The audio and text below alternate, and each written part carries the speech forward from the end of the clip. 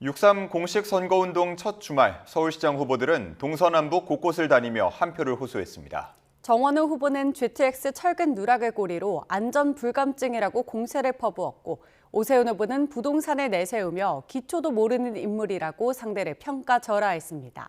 박정현 기자입니다. 연휴 첫날 도봉산을 시작으로 서부권을 훑은 더불어민주당 정원호 서울시장 후보의 유세전 키워드는 안전이었습니다. 삼풍백화점 붕괴도 철근 부실 시공이 원인이었다며 지난 5년 서울시장이 누구였느냐, GTX 철근 누락 사건의 책임을 오세훈 후보에게 돌렸습니다. 안전 불감증 시장, 계속 안전사고가 오세훈 시장 임기 때마다 터진다는 사실이 우연이 아니고 필연이었다는 것을 스스로 증명하는 것입니다. 양자토론 피한다는 오 후보 단골 공세는 철근 누락 현장부터 다녀오고 얘기하자 받아쳤습니다. 공세 중간중간엔 착착 개발과 지역 상품권 발행 등 본인 공약을 내세우며 성수동 신화를 또 쓰겠다 실력을 강조했습니다. 약속을 지키지 않은 후보가 또다시 약속하는 거 신뢰할 수가 없습니다. 제가 더 빠르고 안전하게 하겠습니다. 국민의힘 오세훈 후보는 재건축 재개발 수요가 몰린 서울 서남권 유세로 응수했습니다. 정 후보는 부동산의 기초도 모르는 무능한 후보이자 구청장 재임 시절 기부 체납 관련 말 바꾸기로 재개발을 지연시킨 인물이라며 부동산 민심을 흔들었습니다. 본인 지역에 있는 거 몇 개 되지도 않는 것도 관리를 못하는 사람이 본인이 하면 더 잘하겠다고 합니다. 여러분 용납할 수 없죠? 서울마저 빼앗기면 이재명 정부 오만은 브레이크 없는 폭주기관차가 될 거라며 정권 견제론도 내세웠습니다. 정 후보 집중 공세에 이재명 대통령이 관련 조사까지 지시한 삼성역 철근 누락 사건에 대해선 관건 선거냐, 정부는 책임이 없느냐고 반문했습니다.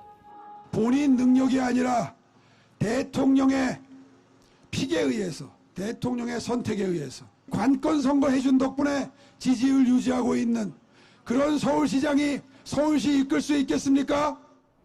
초접전부터 오차범위 막 격차까지 도통 종잡기 어렵게 널뛰는 판세에 여야 후보들은 첫 주말 유세부터 안전과 부동산, 가장 자신 있는 주제를 내세우며 이슈몰이에 나섰습니다.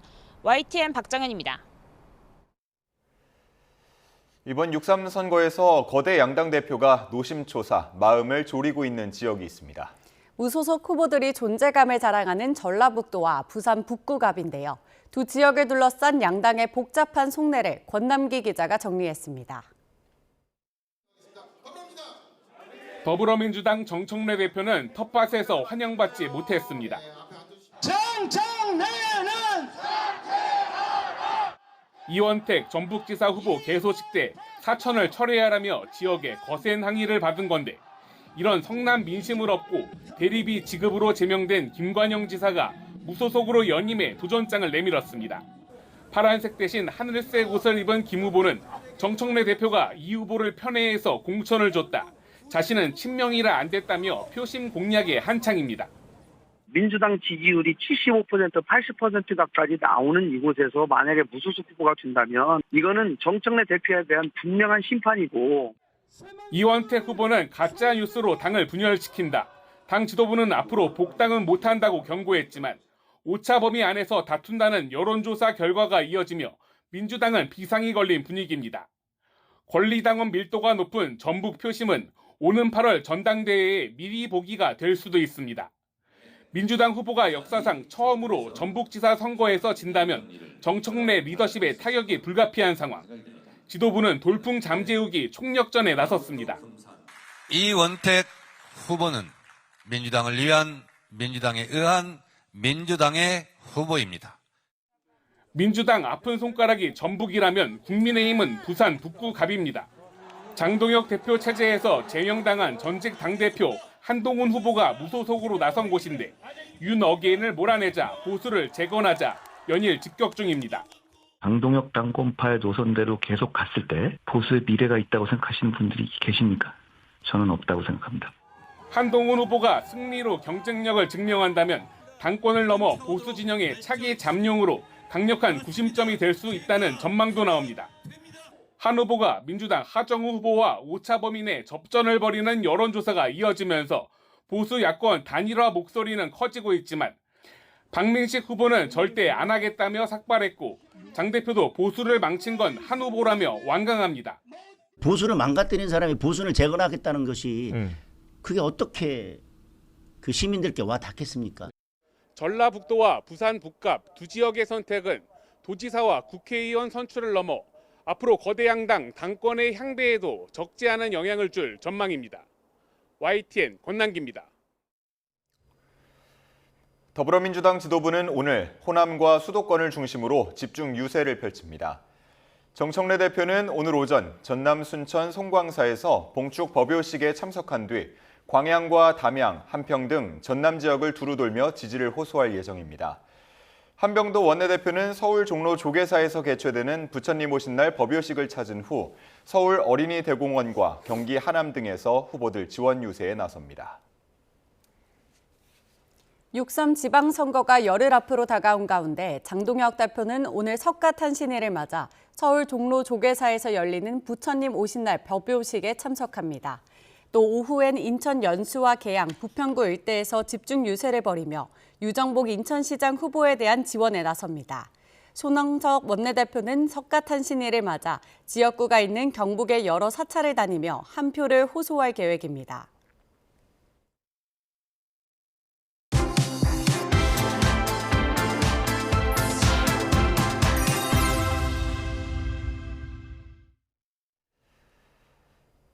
(6.3) 지방선거를 앞두고 유권자 목소리를 듣는 민심 똑똑 시리즈 시간입니다.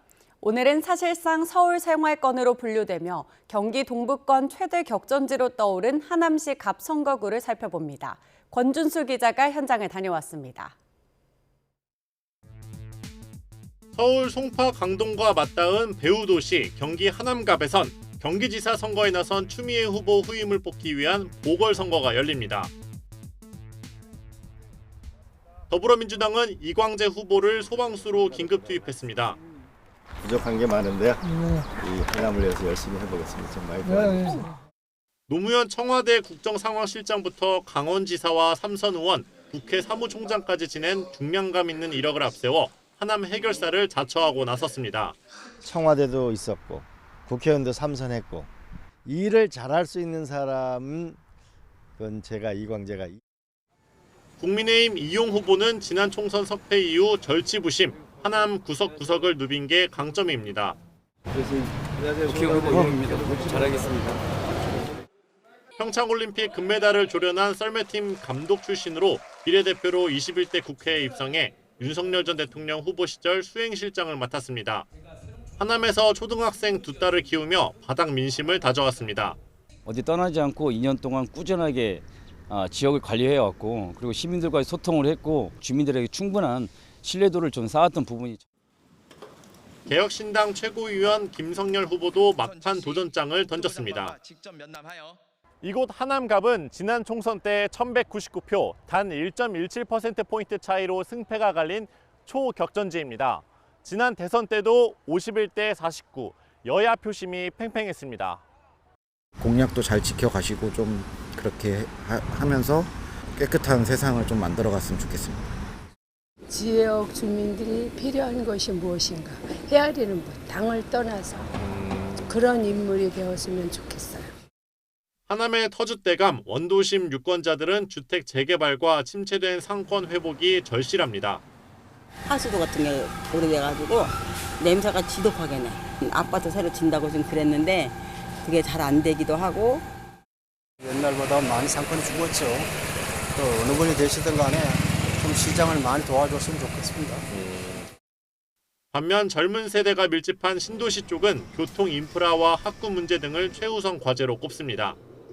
지하철도 없고 그나마 잠실 쪽이랑 가깝긴 하지만 자차가 있으면은 가까운 거고 버스 노선이 하나밖에 없거든요. 미래 참 괜찮긴 한데 뭐 아시겠지만 이게 분할돼 있어갖고 성남, 서울, 하남 같이 있어서 그 관련해서 불편한 점은 좀 있죠. 하남은 수도권 동부의 심장부로서 이번 보궐선거 결과는 향후 전국 주도권의 가늠자로 여겨집니다. 오는 6월 3일 하남 시민들의 선택에 관심이 쏠립니다. YTN 권준수입니다.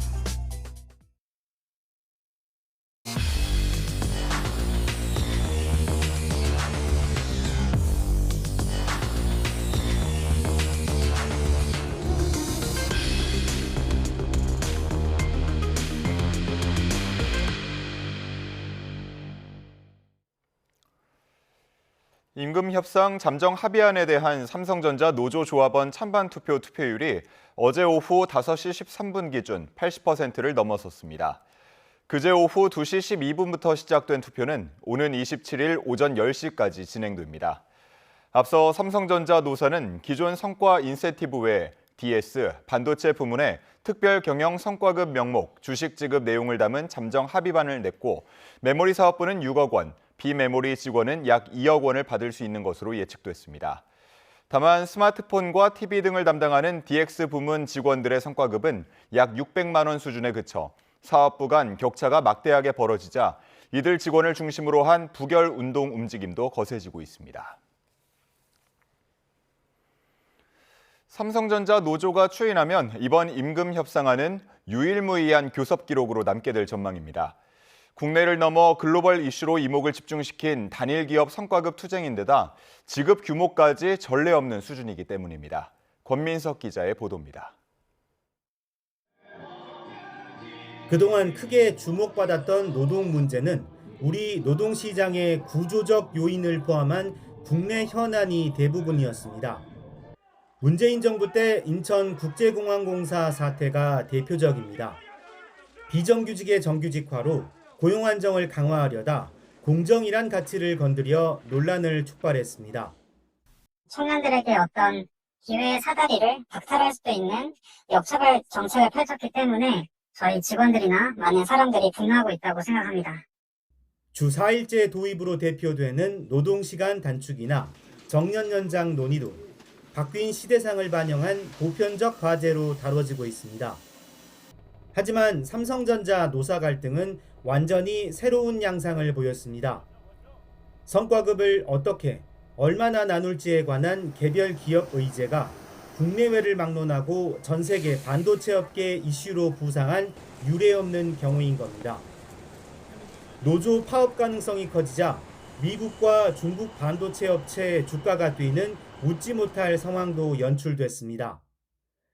대통령과 국무총리, 노동부 장차관, 중앙노동위원장까지 파국을 막으려 총동원된 행정력 역시 근래 찾아보기 어려운 수준입니다. 선을 넘을 때에 대해서는 사회 전체 공동체를 위해서 모두를 위해서 주어진 책임을 다해야 된다. 그게 정부의 큰 역할이 아닌가. 특히 전해 전쟁 끝에 나온 임금 협상안은 전무후무한 교섭 결과가 될 거로 보입니다. 최대 6억 원에 달하는 사상 최대 규모 성과급 지급 계획을 합의로 타결한 건 노사관계를 통틀어 처음입니다. 여기에 우리도 받아야겠다는 다른 노조의 연쇄 요구까지 자극하는 역대급 후폭풍도 불러왔습니다.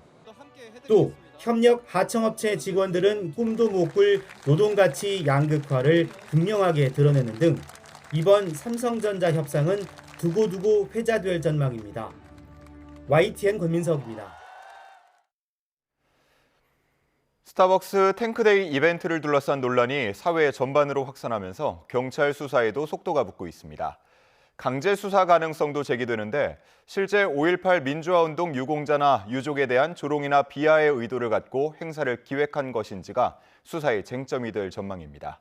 조경환 기자가 보도합니다. 경찰은 스타벅스의 탱크데이 논란이 불거진 지 나흘 만에 고발인 조사를 마쳤습니다. 사건이 서울경찰청 공공범죄 수사대로 재배당된 지 하루 만입니다. 수사가 이례적으로 빨리 진행된다는 평가와 함께 조만간 압수수색을 포함한 강제 수사가 진행될 것이라는 전망이 나옵니다. 경찰은 탱크데이 이벤트 기획부터 실행까지 의사결정 과정 전반을 확인할 것으로 예상됩니다. 이에 따라 관계자 소환이 불가피할 것으로 보이는데 고발당한 신세계 정용진 회장 소환 조사 가능성도 거론되고 있습니다. 이번 수사의 가장 큰 쟁점은 스타벅스 이벤트의 기획 의도입니다. 앞서 시민단체가 제출한 고발장에는 모욕과 명예훼손 혐의가, 5.18 유공자들이 제출한 고소장에는 모욕과 5.18 민주화운동법 위반 혐의가 포함됐습니다. 모욕죄는 특정 피해자를 대상으로 해야 적용할 수 있는데 탱크데이가 5.18 유공자 또는 유족 가운데 특정인을 모욕했다고 볼 수 있을지가 관건입니다. 명예훼손죄도 특정 인물을 대상으로 한 건지와 고의성 여부로 판가름됩니다. 5.18 민주화운동법은 허위사실 유포를 금지하고 있는 만큼 탱크데이 행사 자체에 대한 해석을 어떻게 할지도 관심입니다. YTN 조경원입니다. 무인 인형 뽑기방에서 지폐 교환기를 부수고 현금을 훔쳐 달아난 용의자를 경찰이 쫓고 있습니다. 이 용의자는 보는 눈이 없는 새벽 시간에 노려 범행했습니다. 황보혜경 기자의 단독 보도입니다. 회색 후드를 눌러 쓴 남성이 매장 안으로 들어옵니다. 주변을 두리번거리며 아무도 없는지 살피더니 곧장 지폐 교환기 앞으로 향합니다. 이내 미리 준비한 망치를 꺼내 자물쇠를 사정없이 내리치더니 공구까지 동원해 잠금 장치를 잘라냅니다. 교환기 문을 부수고 돈통에 있던 현금을 챙겨 달아나기까지 채 5분이 걸리지 않았습니다. 경기 안산시 단원구 중앙동에 있는 무인 인형 뽑기방 CCTV 영상입니다. 용의자는 사람이 없는 새벽 시간대를 노려 범행을 저질렀습니다. 아침에 나가보니까 금고가 다 털려 있는 거예요. 사무실에. 이렇게 해가지고 그러니까 개인 쪽으로 왔던 것 같아요. 피해 금액은 200만 원가량으로 파악됐습니다. 심야 시간대 관리 인력이 없는 무인 매장의 허점을 노린 범죄가 반복되면서 업주들의 불안감도 커지고 있습니다. 사람이 없다 보니까 언제 또 와서 그럴지 모르니까 항상 그 두려움, 무서운 마음이 지금 있어요. 경찰은 CCTV 분석과 주변 탐문을 통해 용의자를 추적하면서 피해가 더 있는지 등을 조사하고 있습니다. YTN 황보혜경입니다. 최근 고령 운전자를 중심으로 브레이크 대신 가속 페달을 밟는 사고가 계속되고 있습니다. 페달 오조작 방지 장치가 대안으로 거론되는데 올해도 일부 65살 이상 운전자를 대상으로 무상 보급 사업이 진행됐습니다. 김다영 기자의 보도입니다. 수영장 안으로 느닷없이 승용차 한 대가 날아듭니다. 수영객들은 차량이 덮치기 직전 가까스로 몸을 피했습니다. 경찰은 1차 사고 이후 놀란 70대 운전자가 가속 페달을 잘못 밟으면서 건물 유리창을 뚫고 추락한 것으로 추정하고 있습니다. 최근엔 80대 운전자가 몰던 1톤 화물차가 포장마차로 돌진하는 일도 있었습니다. 손님 3명이 다쳤는데 페달을 혼동했다는 게 운전자 진술이었습니다. 고령자의 페달 오조작 추정 사례가 잇따르는 가운데 지난해 급발진 의심 사고 4건 가운데 3건은 운전자가 60대 이상인 것으로 나타났습니다.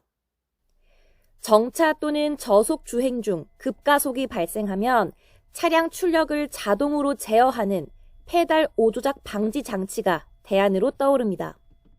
경찰은 관계기관과 함께 장비를 무상으로 지급하고 있는데 올해 2차 보급엔 65살 이상 3,100여 명이 신청했고 이 가운데 759명이 대상자로 선정됐습니다. 1차 시범사업 시행 결과 석 달 동안 비정상적 급가속 71건을 차단하는 효과가 확인됐다는 설명입니다. 고령운전자 교통사고 예방을 위해서는 이동권과 조화된 정책이 필수적이라고 할 것입니다. 지원 사업을 통해 사회적 관심이 더욱 높아질 것으로 기대하고 있습니다. 페달 오조작 방지 장치는 오는 2029년부터 승용차 신차에, 2030년부터는 버스 화물차 신차에도 단계적으로 의무화됩니다. 다만 아직은 신청자 중심의 시범 사업 단계라 실질적인 확산 방안 마련은 과제로 남아 있습니다. YTN 김다현입니다. 지난해 어린이 보호구역에서 발생한 어린이 교통사고가 재작년보다 2배가량 늘었습니다. 충청북도가 좀처럼 줄지 않는 스쿨존 사고를 줄이기 위해 사고 위험이 큰 하굣길 시간대에 맞춰 초등학교 주변 통학로 안전관리를 강화하기로 했습니다. 이성우 기자입니다. 초등학교 근처를 지나던 9살 어린이가 만취 운전 차량에 치여 숨지고 4살 아이가 어린이 보호구역에서 참변을 당하는 등 스쿨존 사고는 끊이지 않고 있습니다. 지난해 어린이 보호구역 교통사고는 920여 건으로 1년 전보다 2배 가까이 늘었습니다. 이처럼 끊이지 않는 스쿨존 사고를 막기 위해 충청북도가 사고 위험이 큰 하굣길 시간대에 맞춰 캠페인 등을 강화하기로 했습니다.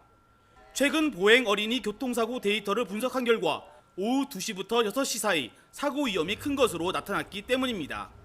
어린이의 하교 시간대 4시에서부터 6시까지 이 시간대가 가장 교통사고가 많이 발생이 되는 시간대입니다. 이에 따라 충청북도 등은 하굣길에 운전자 시야를 가리는 통학로 주변 불법 주정차 계도와 우회전 차량 일시정지 지도를 강화하기로 했습니다. 또 어린이들을 대상으로는 횡단보도 보행 요령 등 안전교육도 병행합니다. 올해 교통사고 다발 지역으로 선정된 충북 지역 45곳을 대상으로는 맞춤형 안전대책을 집중 추진합니다. 기존에는 주로 아침 시간대에 신호의 번화가에서 진행했다면 올해부터는 사고 발생 우려가 높은 지역에서 그리고 사고 발생 시간대인 오후 2시 이후에 이런 교통안전 예방 캠페인을 진행합니다. 충청북도는 이번 하굣길 합동점검 사례를 각 시군과 공유해 지역 실정에 맞는 교통안전 정책으로 정착시킬 예정입니다. YTN 이성호입니다. 종전 합의안 도출을 놓고 미국과 치열한 협상을 이어가는 이란이 의견 차이를 좁히고 있다고 밝혔습니다. 미국도 며칠 안에 종전 협상 합의를 발표할 수도 있다고 언급해 한치 앞을 내다보기 힘들었던 협상이 급물살을 타고 있습니다. 아랍에미리트 두바이에서 양희력 특파원이 보도합니다. 에스마일 바가이 이란 외무부 대변인이 현지 시간 23일 현재 미국과의 양해각서 체결을 마무리하는 데 집중하고 있다고 이란 국영통신사 IRNA가 보도했습니다. 불과 하루 전 아직 합의가 임박했다고 말할 순 없다며 합의 임박설에 거리를 뒀던 것과 달라진 모습입니다. 바가이 대변인은 지난 한 주는 의견 불일치가 줄어드는 추세였다며 긍정적인 분석을 내놨습니다. 앞으로 며칠 동안 어떤 일이 벌어질지 지켜봐야 한다며 마지막까지 협상에 신중함을 잃지 않겠다는 의지도 나타냈습니다. 양국 사이에서 핵심적인 중재 역할을 하는 아심 무니르 파키스탄군 총사령관의 이란 방문도 협상이 전환점을 맞이했음을 알리는 신호로 해석됐습니다. 앞서 바가이 대변인은 파키스탄 고위급의 테헤란 방문을 언급하며 결정적 상황에 도달했음을 의미한다고 언급한 바 있습니다. 미국에서도 희망적인 신호를 나타냈습니다. 마코 루비오 미국 국무장관은 이란과의 협상에서 일부 진전이 있었다고 밝혔습니다. 그러면서 빠르면 하루 아니면 며칠 안으로 무언가 발표할 가능성이 있다고 덧붙였습니다. As I said, there's been some progress done, some progress made. Even as I speak to you now, there's some work being done. There is a chance that whether it's later today, tomorrow, in a couple days, we may have something to say. 중재국 파키스탄의 군 당국 역시 지난 24시간 동안 진행된 협상이 최종 합의를 향한 고무적인 진전을 가져왔다고 논평했습니다. 미 파이낸셜 타임스는 중재자들 말을 인용해 미국과 이란이 휴전 기간을 60일 연장하는 데 근접했다고 보도했습니다. 다만 미국은 여전히 이란이 핵무기를 보유해선 안 된다고 주장하고 있고 이란은 핵 주권을 고수하고 있어 협상 막판까지 핵심 쟁점이 될 전망입니다. 아랍에미리트 두바이에서 YTN 양일혁입니다. 트럼프 미국 대통령은 이란과의 협상이 최종 조율만 남겨둔 채 대체로 완료됐다면서 중동 국가 이스라엘 정상과 연쇄 통화를 진행했다고 밝혔습니다. 트럼프 대통령은 트루스 소셜을 통해 미국과 이란 간 협상이 최종 조율만을 남겨둔 채 대체로 완료됐다고 전했습니다. 또 백악관 집무실에서 사우디아라비아, 아랍에미리트, 카타르, 튀르키예, 이집트, 요르단, 바레인 정상과 파키스탄 군 사령관과 종전 관련 양해각서에 대해 통화했다고 밝혔습니다. 이와 별개로 베냐민 네타냐후 이스라엘 총리와도 통화를 가졌는데 매우 잘 진행됐다고 소개했습니다. 특히 호르무즈 해협 개방을 포함해 합의의 최종적인 측면과 세부 사항들이 현재 논의되고 있고 조만간 발표될 것이라고 설명했습니다. 이란의 최신 제안에 대한 미국의 답변이 미국 동부 시간으로 24일 일요일까지 나올 것으로 예상된다고 협상 사정에 밝은 2명의 파키스탄 소식통을 인용해 로이터 통신이 보도했습니다. 로이터 통신은 이란과 파키스탄이 전쟁을 종식하고 호르무즈 해협을 개방하기 위한 수정 제안서를 미국 측에 전달했다고 파키스탄 소식통을 인용해 보도했습니다. 이어 이번 방문을 통해 전쟁 종식을 위한 파키스탄 이슬라마바드 회담의 주요 의제에 대한 상당한 진전이 있었다고 전했지만 구체적인 의제 내용에 대해서는 자세히 설명하지 않았습니다. 최근 러시아와 우크라이나 간의 난타전 수위가 높아지고 있는 가운데 우크라이나는 러시아 석유시설 공습에 집중하고 있습니다. 반면 우크라이나는 러시아가 극초음속 미사일 공격을 준비하고 있다며 푸틴의 광기는 끝이 없다고 비판했습니다. 권준기 기자입니다. 우크라이나 자폭 드론이 러시아 군함을 향해 날아갑니다. 고속함에서 방공 미사일이 발사되지만 드론은 목표물 타격에 성공합니다. 러시아 흑해함대가 위치한 노보로시스크 공습 영상을 우크라이나가 공개했습니다. 젤렌스키 대통령은 노보로시스크 타격은 러시아의 석유 수출을 막기 위한 공격이었다고 밝혔습니다. Ця доба Новоросійськ, нафтовий термінал і нафтова перевалка. Це правильно, що Росія втрачає експортні доходи від нафти, і саме завдяки нафті та газу 러시아는 최근 공습 피해를 입은 루안스크 대학 기숙사에 외신 기자들을 불렀습니다. 숨진 학생들이 늘어나고 있다며 우크라이나의 민간인 공격을 규탄했습니다. С двери и из пятиэтажки зашло 15 студентов из колледжа. То есть это в основном были несовершеннолетние дети в грязи, в крови, раненые, то есть в разном состоянии. 하지만 우크라이나는 러시아 드론 부대를 노렸다며 민간인 공격 주장을 부인했습니다. 이런 가운데 젤렌스키 우크라이나 대통령은 러시아가 극초음속 미사일인 오레시니크 발사를 준비하고 있다고 밝혔습니다. 요격이 불가능한 극초음속 미사일 공격으로 대량 살상을 계획하고 있다며 푸틴의 광기는 끝이 없다고 비판했습니다. YTN 권중기입니다. 러시아와 북한이 우크라이나 반격에 맞서 쿠르스크 탈환을 선언한 지 1년이 지났지만 북한군은 여전히 전선에 남아 있습니다. 우크라이나군이 감청한 북한군 교신 내용을 나혜인 기자가 보도합니다. 우크라이나군이 이달 초 러시아 쿠르스크에서 감청한 북한군 교신입니다. 통신 상태를 점검하는 목소리가 들립니다. 3번, 동감독. 3번, 감독 좋다. 알았다, 3번, 우리 잘 불린다.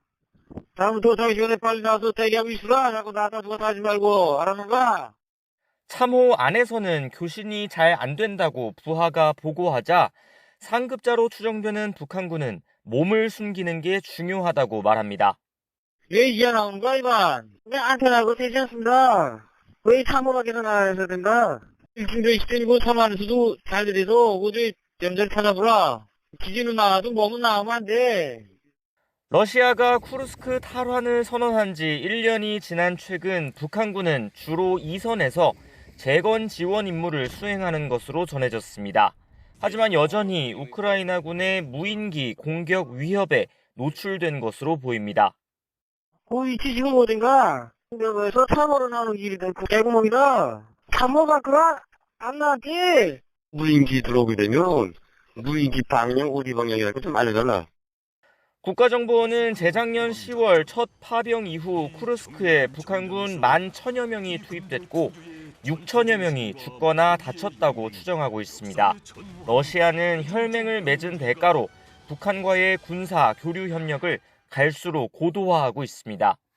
북한군이 여전히 쿠르스크에 주둔하면서 우크라이나를 압박하고 있는 만큼 우리 정부도 보다 적극적인 관심을 갖기를 기대하는 것으로 보입니다. 방호형 무기 등을 포함한 군사적 지원, 그 외에 경제 금융 지원 등을 포함하는 특히 러시아는 지난해 1월 붙잡힌 뒤 한국행을 원하고 있는 북한군 포로 2명을 송환할 것을 우크라이나에 집요하게 요구하는 것으로 알려졌습니다. YTN 나힌입니다.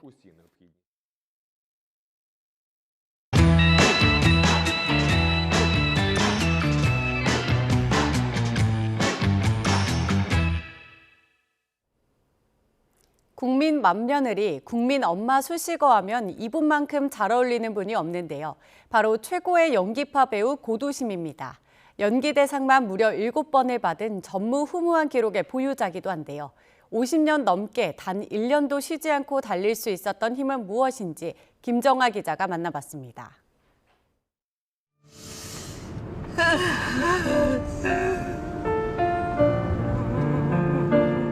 배우 고도심은 우리 시대 엄마의 얼굴로 대변됩니다. 나이 50도 안 돼서 집구석에서 삼시세끼 밥 처먹을 줄 누가 알았어? 아, 공부는 뭐하러 했냐? 공부는 뭐하러 했어? 하라니까 했지 뭐. 연기인지 실제인지 구분이 안 될 만큼 자연스러운 연기로 함께 울고 공감하게 만듭니다. 무려 22년을 함께한 드라마 전원일기. 제가 그때 30이었거든요. 30? 네네. 그러니까 52세까지 했다는 거 아니에요. 완전히 철가방이었어요. 국민 만며느리 부담감에 어깨도 무거웠지만 착한 드라마를 통한 선한 영향력이 무엇보다 좋았다고 말합니다. 국민 정서를 좋게 함양하는 어떤 그런 프로그램이 드라마가 돼가지고 사람이 정말 이렇게 예쁘게 살 수가 있구나 이런 걸 느끼게 되면 그 드라마가 나갈 때 사람들이 굉장히 선해요. 그리고 부모님한테 전화라도 한 번 더 드리고 싶고. 제가 마음이 아파가지고 이거 바르면 괜찮을 것 같아가지고. 연기대상 7관왕은 지금도 깨지지 않는 기록입니다. 국민 만며느리의 화려한 변신으로 화제를 모은 드라마 사랑의 굴레가 물꼬를 텄는데 전 국민이 따라했던 추억의 유행어 들어볼까요? 한 번만 해주시면 전 국민 유행어? 이제 그때같이 되겠어요. 아유 잘났어 정말. 비아냥거리는 이 말투가 그때는 싫었다고 고백한 고도심은 아들을 훈육하다 있었던 웃픈 일화도 들려줬습니다. 엄마 다시는 안 그럴게요. 막 그러면서 닭똥 같은 눈물을 막 흘리면서 정말 안 그러겠습니다. 막 그런데요. 근데 뭐 그러니까 테레비 얼굴하고 똑같대요. 무용을 배우며 무대의 맛을 알게 되고 배우의 꿈으로 이어가던 학창 시절. 어느 날 고향 제주를 방문한 기라성 같은 배우들을 창문 너머 마주합니다. 쉬는 시간에 달려가가지고 막 그냥 손 흔들고 근데 신성일 선생님이 나만 보는 것 같았어요. 고드심 쟤는 배우 하면 좋겠다라고 보는 것만 같은 착각을. 풍선처럼 부푼 꿈. 첫 번째 관문은 부모님 반대였습니다. 오빠 밥 해주러 가면 안 될까 이랬더니 보내주는 거예요. 그냥 그날로 보따리 싸가지고 그냥 올라와. 나중에는 오빠가 내 밥을 했지. 맨날 바쁘니까. 잠시 회사원으로 일하면서도 배우를 향한 꿈은 변하지 않았습니다. 커피 타다가 아니 내가 이렇게 하려고 서울에 온 거 아니잖아. 배우 하려고 왔는데 그러고 있는 찰나에 MBC에서 광고가 뜨는데 공채 5기생 모집이 있는 거예요. 보자마자 원서를 냈고 엄청난 경쟁률을 1등으로 뚫어버립니다. 많이 하셔서 내가 나오면서 속으로 난 됐다. 이렇게 말을 많이 시켰는데 안 뽑을 수는 없을 텐데 이러면서 그 어린 마음에도 그러고 나오더라고. 근데 됐더라. 그렇게 54년 공백기 없는 반세기. 쉼없이 달릴 수 있었던 비결은 뭘까요? 그래서 나는 이게 놀이터야. 내가 쉬기도 하고 여기서 모든 걸 해. 나의 모든 걸 다 한다고. 그러니까 너도 그렇게 해봐. 기회만 되면 나는 그렇게 살고 있는데 이랬거든요. 제주가 낳은 배우라는 정체성을 잊지 않고 제주의 역사를 알리는 일에도 적극적이었습니다. 영화 빛나는 순간에서 4.3 상처를 내뱉는 독백 장면은 그냥 나온 게 아닙니다. 사람 심이 사라지네. 살당범인 사라진다. 아픈 기억을 소환하면 지금도 울컥합니다. 친정어머니가 딸 시집 보내면서도 그 얘기를 해요. 아니 너무 말도 안 되잖아요. 아니 근데 살다 보면 사라지겠죠. 어떤 형태로든. 그렇지만 그건 너무 시린 제주의 아픈 단어라고 생각해요. 살당 보면 사라진다. 배우의 최고 덕목으로 기다림과 절제를 꼽은 대배우는 훗날 사람들이 자신을 이런 모습으로 기억해주면 좋겠다고 말합니다. 그 사람 보면 정말 뭔진 모르지만 그냥 따뜻했어. 따뜻했어. 항상 이렇게 따뜻하게 맞이해 주었을 것 같은 그런 사람이면 좋죠. 그런 느낌으로 기억되면 좋겠죠. YTN 김정아입니다. 올해 칸 영화제 경쟁 부분에 한국 영화로 유일하게 진출한 영화 호프의 나홍진 감독이 수상에 실패했습니다. 황금 종려상을 비롯해 이번 제79회 칸 영화제 본상 수상 명단에 나홍진 감독과 호프는 포함되지 않았습니다. 나 감독은 배급사를 통해 전한 입장에서 이번 영화제 참석은 후반 작업의 가장 중요한 시점에 내려진 칸의 러브콜의 감사에 내린 결정이었다고 말했습니다. 개봉 전 작품의 완성도를 최대한 끌어올리는 데 집중하겠다면서 이번 영화제에서 받게 된 많은 응원과 지지를 바탕으로 최선의 결과를 이끌어내겠다고 덧붙였습니다. 프로야구 기아가 패색이 짙던 8회 말 장타 4방을 몰아치며 SSG에 극적인 역전승을 거뒀습니다. 기아는 2대4로 끌려가던 8회 아데를린의 솔로 홈런과 나성범, 한준수의 2루타로 동점을 만든 뒤 김규성의 역전 결승 3루타로 승부를 뒤집었습니다. 충격적인 역전패를 당한 SSG는 6연패 수렁에 빠졌습니다. LG는 3회에만 2루타 3개 등 안타 4방으로 대거 4점을 뽑아 키움의 5대2 역전승을 거뒀습니다. LG 선발 임창규는 6이닝 2실점 호투로 시즌 4승제를 따냈고 키움은 6연승 상승세에 제동이 걸렸습니다. 에이스 궁창모마저 무려 9점을 내주고 무너진 꼴찌 NC는 KT에 10대5로 크게 져 5연패에 빠졌습니다.